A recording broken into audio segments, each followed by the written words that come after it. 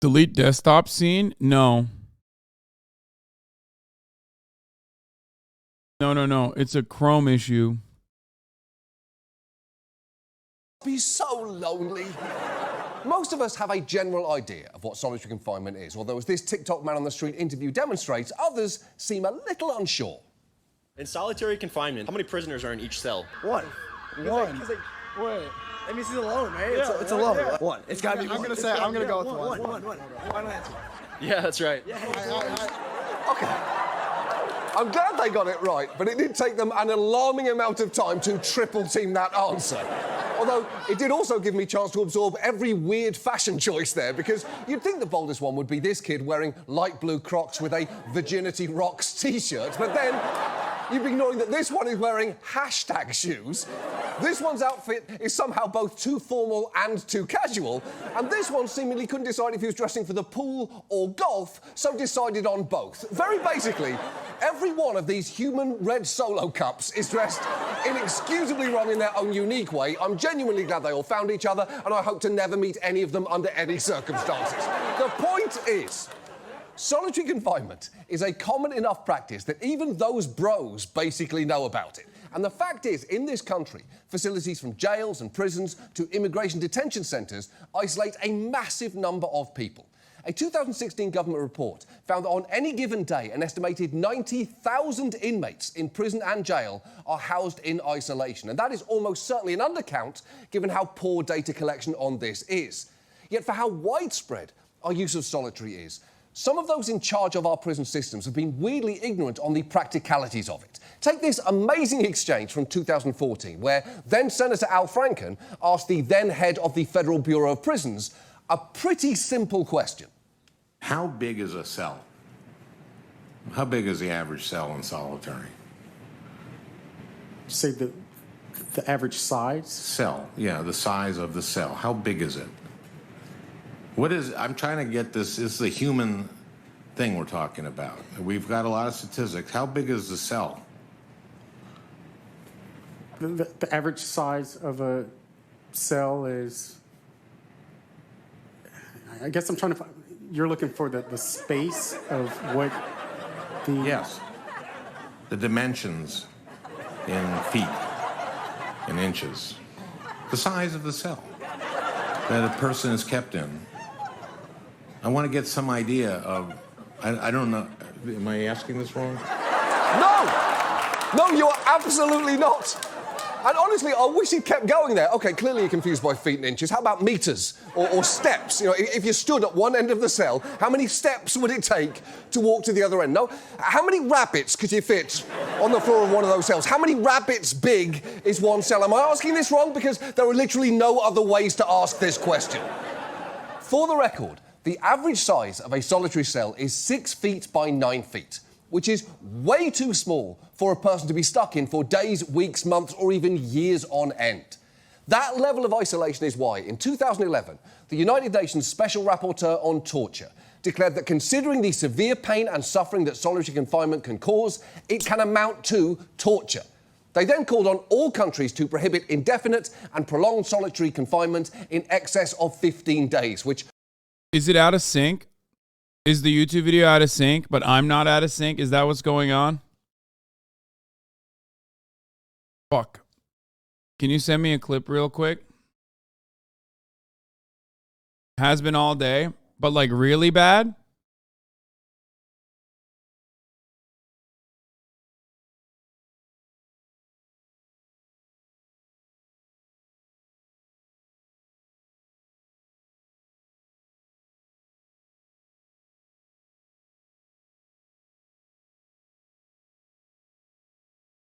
Let me see. Pain and suffering that solitary confinement can cause, it can amount to torture. They then called on all countries to prohibit indefinite and prolonged solitary confinement in excess... Yeah, that's really bad. What did I do to do... This is the old computer. What did I do to fix this back in the day?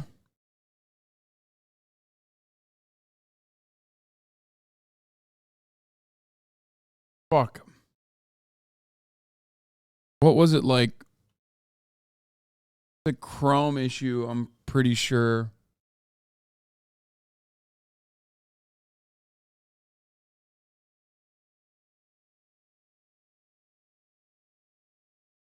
Delete desktop scene? No. No. It's a Chrome issue.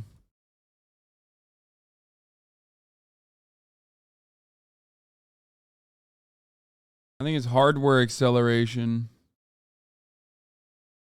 But I don't know how to fix that. How do I do that?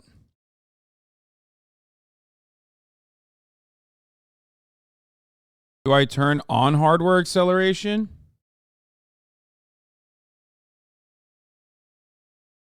Magnetically levitate. So, artificial intelligence. Or even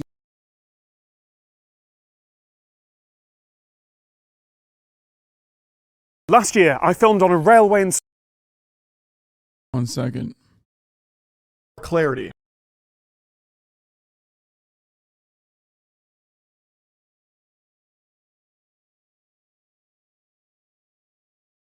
Let's see if it works.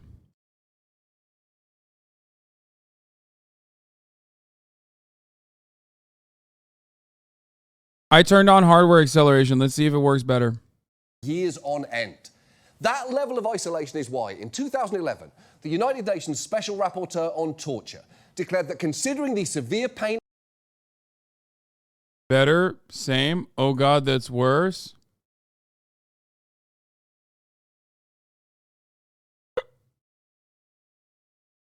What did I do last time? I did restart the browser chatter. I turned on hardware acceleration.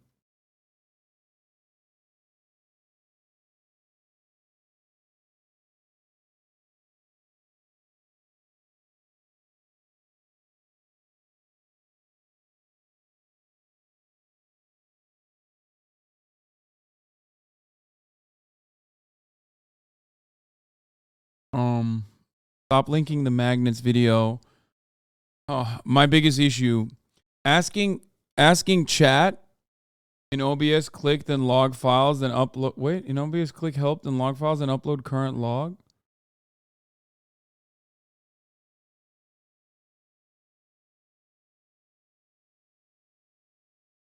I'm trying to figure out how to fix the problem, and people are like, dude, you know, use Linux.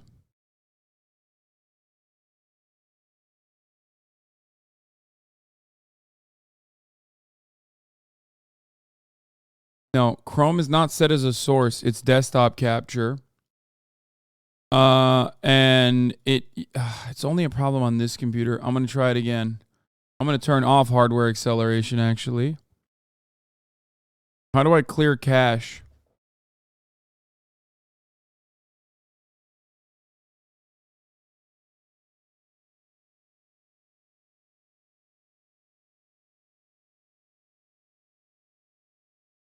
System.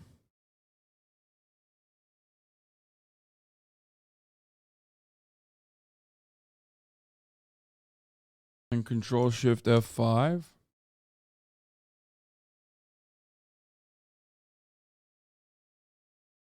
Last year, I filmed on a Fuck. railway in Scotland called... This question. So, Let's do it again.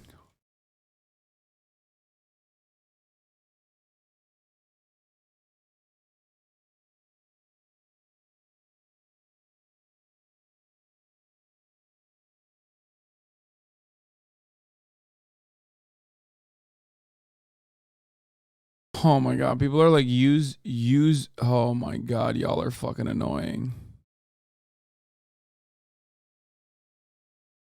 People saying, stop. For the record, the average size of a solitary cell is 6 feet by 9 feet. We're just going to go with it. Which is Fuck it. way too small YOLO. for a person to be stuck in for days, weeks, months, or even years on end. That level of isolation is why, in 2011, the United Nations Special Rapporteur on Torture... Dude, shut up. I'm not going to desktop audio delay, man. That's not how that works, okay? That's not even a temporary solution. Please stop. ...declared that considering the severe pain and suffering that solitary confinement can cause, it can amount to torture. They then called on all countries to prohibit indefinite and prolonged solitary confinement in excess of 15 days, which really is not asking that much. but is also something that we in the US have, to put it mildly, not done. Which is just appalling, as solitary really takes a toll on people, as someone who's actually experienced it can tell you. Ask yourself, can you live in a bathroom for 10 years? It's bad to lock an individual up and just put them in a room. Please be a real socialist and a democratic socialist and get our 1 minute ad break back. Don't worry, you're about to get hit with a 1 minute ad break right now in the middle of the fucking hour, so there you go. Closed, nothing to do. It's I guess you could say inhumane. And I know that we're inmates and you're inmates, but excuse my language, it fucks me up. Yeah, of course it fucks you up. Human beings are not meant to sit in a bathroom for 10 years with nothing to do. You're thinking of retainers. Those are the things that we place into a bathroom and fully neglect for an entire decade. Everybody knows that.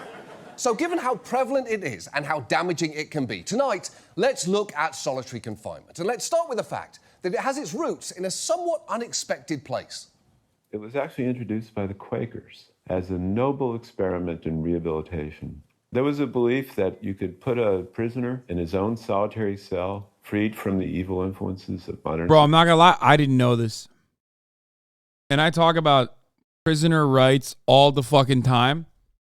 I did not know that the original inception of solitary confinement came down from Quakers. I thought it was just straight torture.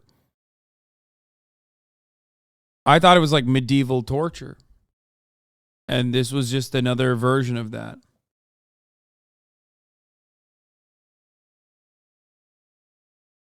Society. And if you put them in that cell, they would become like a penitent monk, free to come close to God and to their own inner being, and they would naturally heal. It's true, the whole idea of solitary came from Quakers. And on one hand, it is not surprising that a form of brutal torture and punishment was invented by a religious group. But on the other, if you gave me 50 guesses for which one invented locking people in a small room alone to feel guilty 24 hours a day, I'd have guessed Catholics 50 times in a row. Quakers basically thought that prisoners isolated in cells with a Bible could use that time to reflect, repent, and eventually reform. That is even where the term penitentiary originated, which is a handy fun fact if you ever want to quickly raise a few red flags on a first date. But by the mid-1800s, the psychological harms of isolation were becoming clear, and by 1890, the Supreme Court declared that solitary confinement made prisoners, quote, violently insane. After that, the practice was largely abandoned until the 1980s, when mass incarceration led to prison overcrowding, which in turn led to a rise in prison violence, and in an effort to preserve order, prison officials started ramping up the use of solitary again. And at this point, it is worth looking at what modern solitary actually consists of. Generally, it involves isolating people for 22 to 24 hours per day in small cells with minimal contact with others and with little or no access to reading materials or radio and TV. And even if that is pretty much what you assumed, there are additional elements to solitary that you might not expect, like the fact that some cells are lit around the clock and that there can be a near constant sound of banging, screaming and moaning.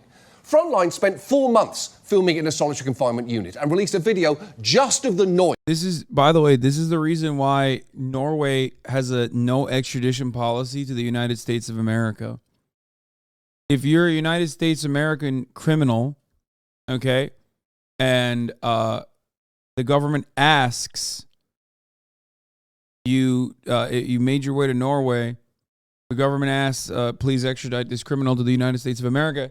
Norway believes that it is a human rights violation to extradite prisoners to the United States of America because the conditions are torturous.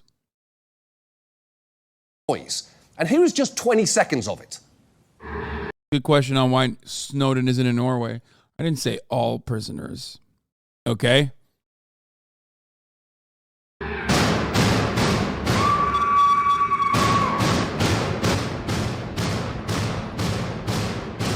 Jesus fucking Christ.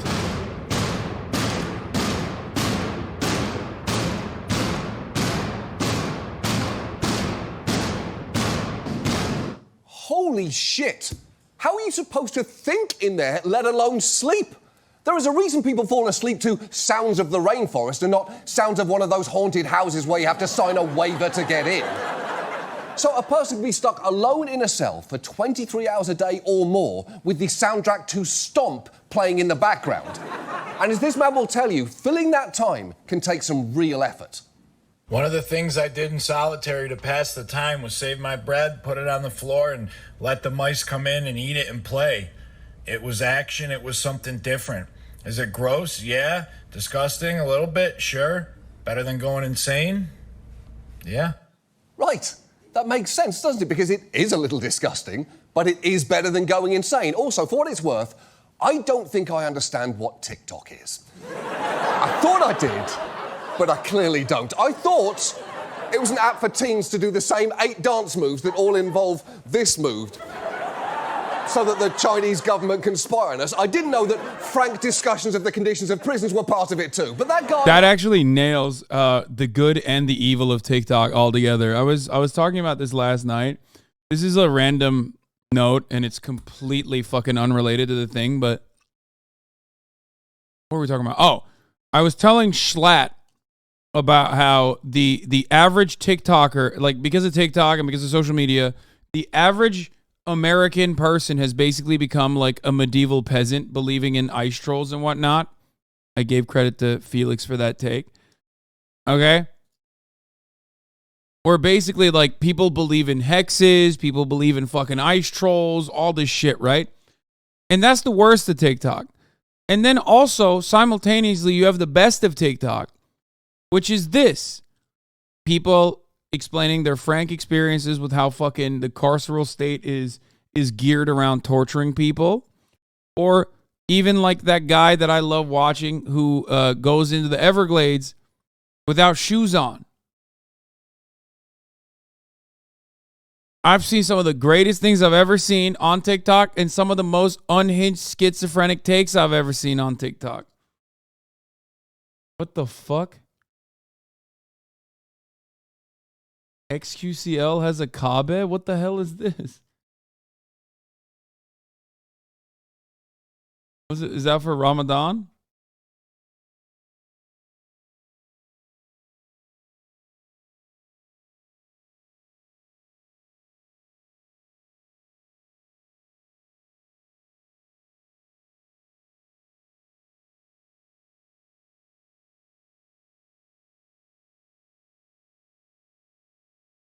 Please explain the Everglades guy. Everglades shoeless TikTok. Here.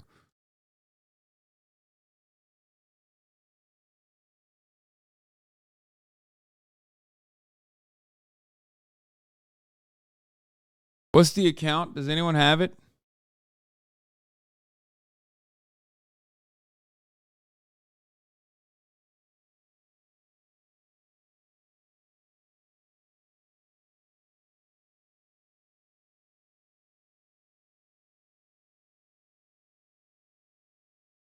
Fishing Garrett.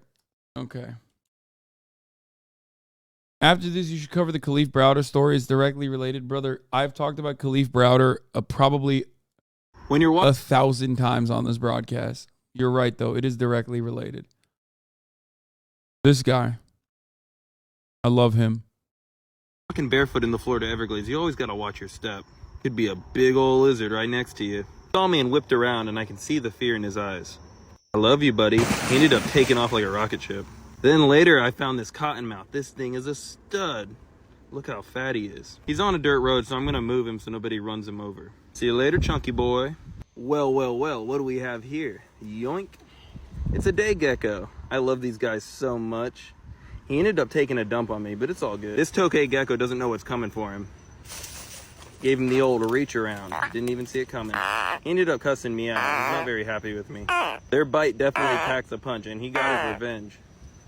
He is letting me have it, barking every second. This one was very vocal. Check out these stud tokay geckos. Guys, I'm going to be posting some bangers soon. You're not going to want to miss them. I fucking love this guy. Apparently, Ethan had him on. Anyway, that kind of shit is extremely my shit. He's dope as hell. Like, he just He's barefoot in the Everglades. I don't know how else to describe it. Wasn't kidding there. Solitary can irreparably damage people's minds. Studies show that some lasting mental damage is caused after just a few days of isolation. And the effects can be even more acute when children experience it. Oh yeah, in case I forgot to mention, we subject children to solitary in this country too. Vicky Reed was shocked by what we found at the Middle Tennessee Juvenile Detention Facility in Murray County. We revealed juveniles often spend 23 to 24 hours a day locked inside their cells. If a parent locks their kid in a closet and leaves them there It's terrifying. and feeds them 3 times a day, That's how you have Damien. That's literally like, that's Omen, dude. That's straight up. That's how you have devil children. I'm not even kidding. That's how you make them. we would call that child abuse. Yeah. She's not wrong. If I learned that someone was locking children in a closet all day long, I'd immediately say 2 things. Are those the children from the Cars for Kids commercial? If so, thank you for your service. But if not, then that is child abuse and you need to stop doing it immediately. So if it is this torturous and this permanently damaging, why do we put people in solitary? Well, if you ask prison or government officials, the response that you'll often get is, we actually don't. And that is because we have a lot of euphemisms for solitary, like segregation or protective custody, or referring to the cells as restricted housing units or security housing units. In Tennessee, where that woman was outraged that kids were being held in isolation, officials there simply called it room restriction. And here is New York Mayor Eric Adams trying to make a similar type of semantic distinction. I am opposed to solitary confinement. That is a draconian way to protect the city. But what I am saying, you can't be an inmate, sexually assault a correction officer or another inmate, and then stay in general population. Punitive segregation is a humane way of removing danger. I hate solitary confinement, except here's why I love it. Here's why it's extremely my shit. Okay? It's humane. Here's why I hate it, but it's humane. Why do you hate it then if it's so fucking humane, dude? Dangerous inmates to a location where they can get the services they need so they can stop preying on other inmates, staff, and preying on society. Yeah, Adams doesn't support solitary confinement, but he's all in for punitive segregation. An interesting distinction considering that the New York Board of Corrections' own website says that punitive segregation is also known as solitary confinement. So that's a pretty weird stance to take, although it probably shouldn't be surprising that Eric Adams did or said something weird. This is the same man who once told a reporter that New York sits on a store of rare gems and stones, which is why there's a special... Once a cop, always a cop, baby. That's cop behavior right there. Like, it's funny because, like, when cops become, like, civilian-facing, which, I mean, police are always supposed to be civilian-facing public servants, but when they actually get into a position where they have to say things that people agree with because they have to be elected to that position or whatever like that, or when their job revolves around almost exclusively communicating with the broader civilian population, you immediately recognize how unhinged fascist they are. Okay? Not the gemstones and crystal daddy shit. But, like, when he talks about, you know, what to do with criminals and how to solve crime, it is an absolutely unhinged thing to say, like he just described. Energy that comes from here, insisted on taking his first paycheck as mayor in crypto, deliberately posed for this photo, and has repeatedly held up a sponge on stage to encourage people to wring out their internal despair, answering the question, what if Mr. Clean was a motivational speaker? But the fact is, whatever you call solitary, the experience for the person going through it is the same. And corrections officers... Eric Adams also may or may not be involved in a polycule. Use of it by arguing, as Adams just did, that it is a necessary tool to isolate wrongdoers and preserve order. Here is the head of the New York City Corrections Officers Union making that exact point. We have to be able to segregate those people because, you know, if we have a society without consequences, then we'll just have total anarchy. Isn't the problem that many of those in solitary are not the really dangerous criminals? They're people who've broken minor rules or are suicidal? That's just not the case. minor infractions, people do not end up in punitive segregation. First, good catch. You almost called it solitary confinement there. A near miss on par with having a mustache that almost makes you look like a John Waters impersonator. But the second, the claim that people don't end up in solitary for minor infractions is just not true. In general, researchers have found that violence is typically not the most common reason. He is not beating the fucking ghoul allegations, dude. He just, what the fuck is that look, dude? He just looks like, he looks like Voldemort, but drew on a mustache. He looks like new Vince McMahon. Have you guys seen this? The absolute insane new rendition of Vince McMahon? What the ever-loving fuck is this? Explain this to me. Why? What the hell is going on?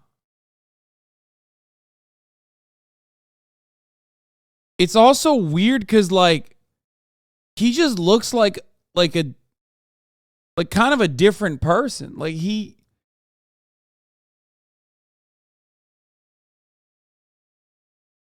no longer looks white, kind of. He looks Italian.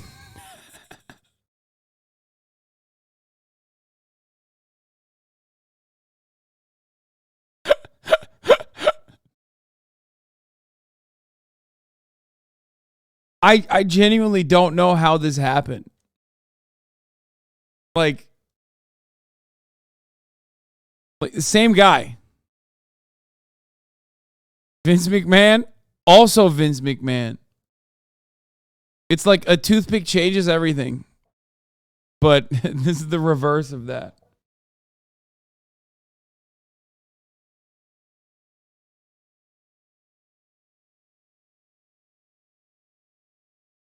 Yeah, I saw the Stavi Baby tweet. Bold choice to go with this look when you want people to forget you're a rapist. What? His face grew, and I think it's Botox. I don't really know what's going on. Like, all right, let's continue. People are sent to solitary. In Oregon, researchers once found that disobedience was the infraction resulting in the most solitary confinement sanctions. And nationwide, people who were sent to solitary for reasons including, and these are all real, not making their bed, using Facebook, and having too many envelopes. And as this formerly incarcerated man will tell you, the list does not stop there. I've seen people go to solitary for things as little as handing other people stuff, having too many cigarettes in their pockets. I've seen people go to solitary for talking back. I've seen people go to solitary for not having their shirt tucked in. I've seen people go to solitary for not having the right shoes in the gym. I've seen people go to the box for a lot of stuff, bro. That is ridiculous. Solitary should not be where we send people who are dressing incorrectly. If it were, I can think of 4 people who'd be in there right now, yet instead they're walking around free, struggling to answer basic questions. So the truth is, petty rule infractions are a very common cause of landing people in solitary, and that is not all. People who are seen as at risk in the general prison population because they are young, mentally ill, intellectually disabled, gay or transgender can wind up in there for their own protection. And think how absurd that logic is. The only way we can keep you safe is to inflict enormous harm on you. It's like arguing the only way to keep you hydrated is to waterboard you. 1, it isn't, so 2, find another fucking way. And if you're thinking, well, what if someone actually is a potential threat to inmates or guards? Shouldn't they then be getting locked up in solitary? Well, you should know that a 2016 report found that there is little evidence that administrative segregation has had any effects on overall levels of violence. But that's not what it's done for anyway. It's done to just, like, further torture and dehumanize prisoners. Just like every part of the prison system is basically designed in the same way, with the same exact purpose.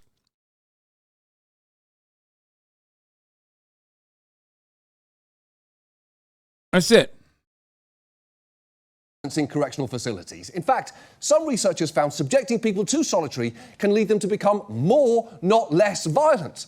And that can obviously be a problem, not just inside prisons, but also after people are released.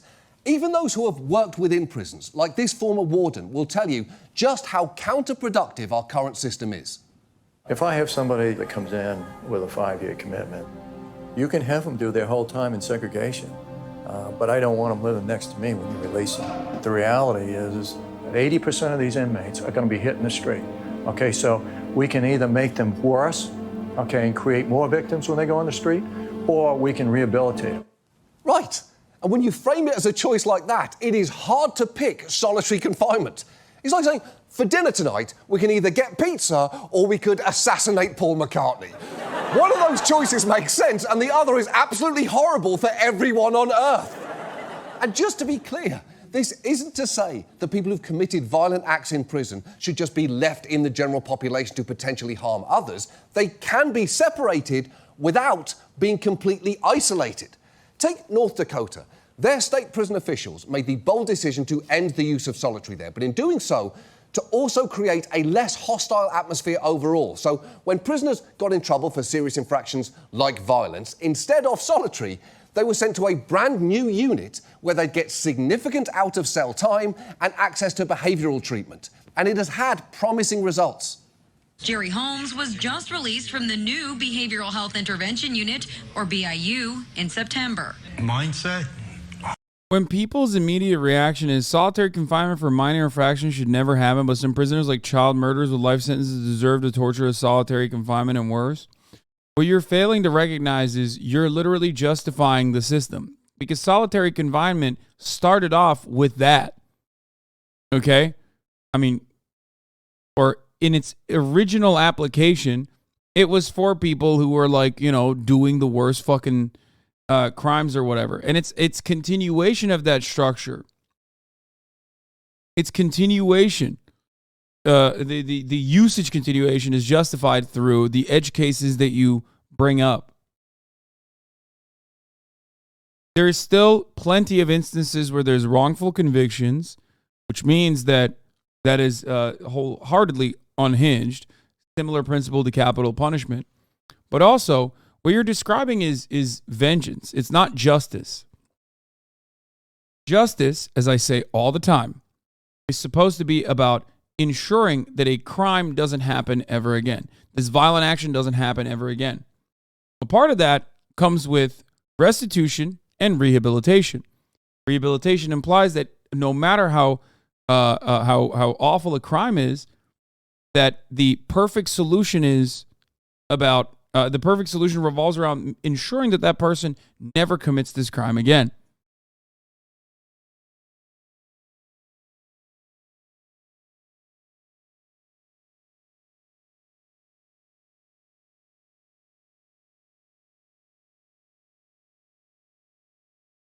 The punitive focus in our criminal justice system is the reason why we have such a problem with crime in this country.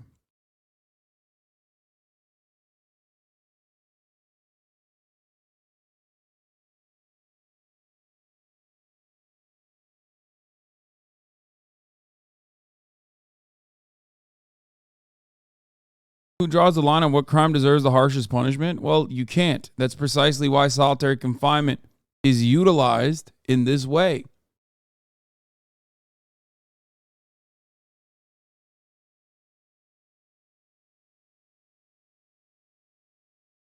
That's the whole point.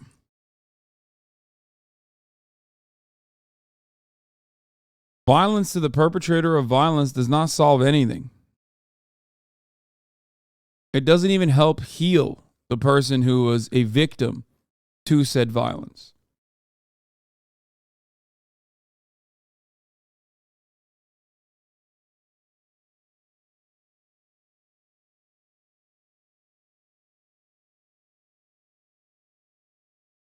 %100 better.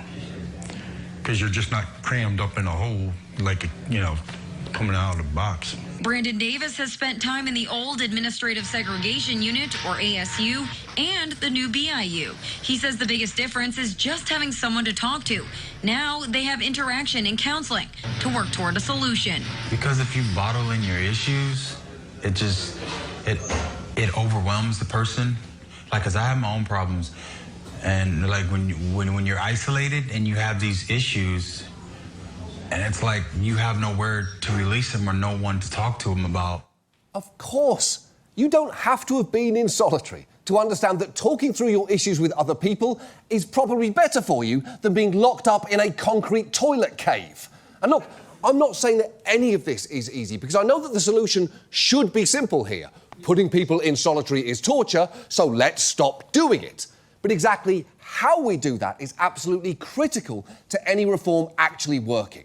Unfortunately, in multiple states, when they've taken steps to limit the use of solitary, corrections officials have found ways around them by doing things like keeping prisoners isolated for just below the threshold set by the state, or creating even more euphemisms to camouflage the practice. One key reason that North Dakota's reforms worked is because they came directly from people running the correction system there. They understood that reducing the use of solitary required a shift in the whole culture of their prisons. And they did have to get rid of staff who weren't on board with the idea so that it could be executed properly. And while it was not easy, there was an initial rise in violence in the prison's general population immediately afterward, they stuck with it.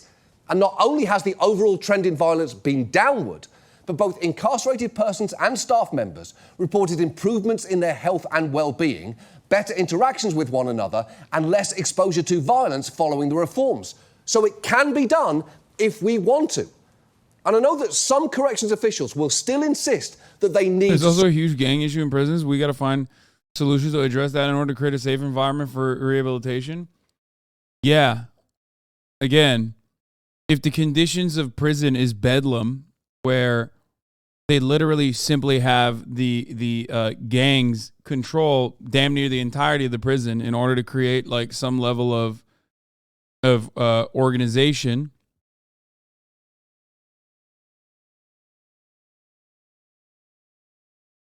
You're not going to be able to do that.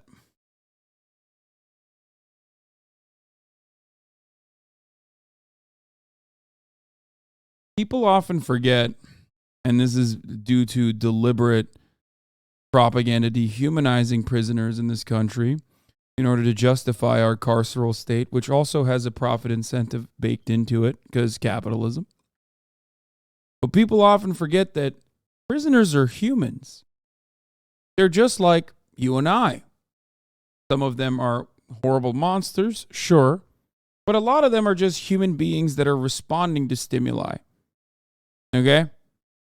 They are obviously unable to escape their material conditions. Now, once they're in prison, that reality doesn't change magically. So, if you behave like these people are no longer people, their personhood has been taken from them, okay? If you act like that's gone, and you treat them like this, well, they're going to be more violent, and integration is going to be impossible. That's why I have a lot of respect for people who have gone through the prison system and are normal humans that have been able to reintegrate into society. Like, friend of the show, Jeff Woodek. That comes to mind immediately. Surviving Los Angeles County Jail is no simple feat, in my opinion. Now,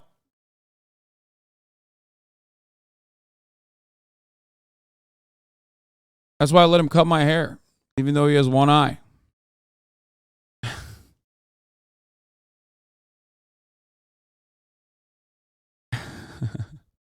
All jokes aside, a person that has opportunity, a person that has not some, but all of their immediate needs met for humanity is not going to go out and steal Kias, right? Little kid who has school and after school programs and a future, an economic future, and perhaps even a crumb of upward social mobility carved out for them, not going to go out of their way to do crimes. Okay? Or even if people with positive futures engage in crime, society rarely ever treats that as the same kind of crime that a black kid does when they're growing up in the hood. Same principle stands in prison as well. If you offer people in prison opportunity, if you offer people in prison humanity,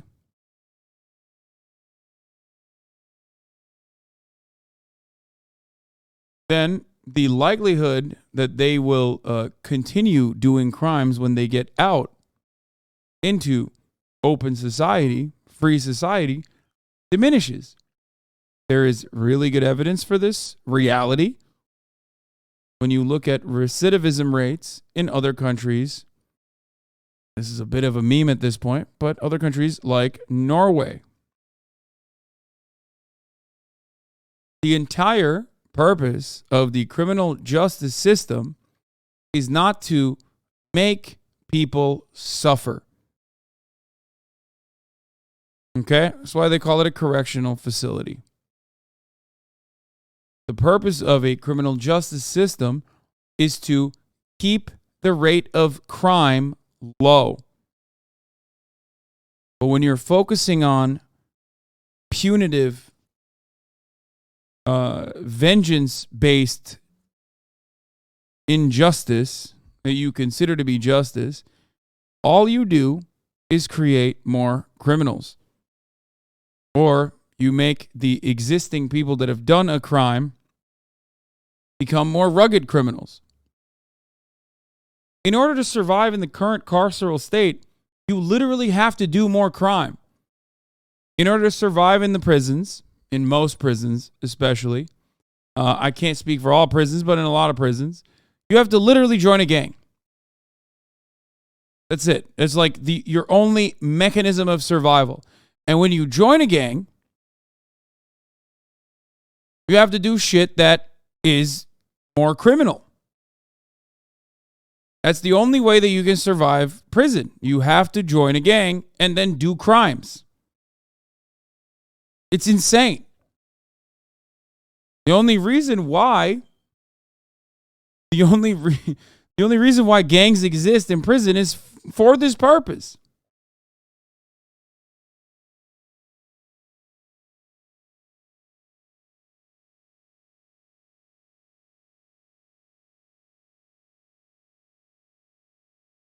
That's bullshit. No, not gangs in the same. Okay. Motherfuckers that literally went and did a brief stint in a federal prison for like 30 days are going to come at me now and be like, that's not true, bro. That's not what I'm talking about. Okay. I know motherfuckers that were locked up for insider trading, and I know motherfuckers that were locked up in county jails for, worse shit.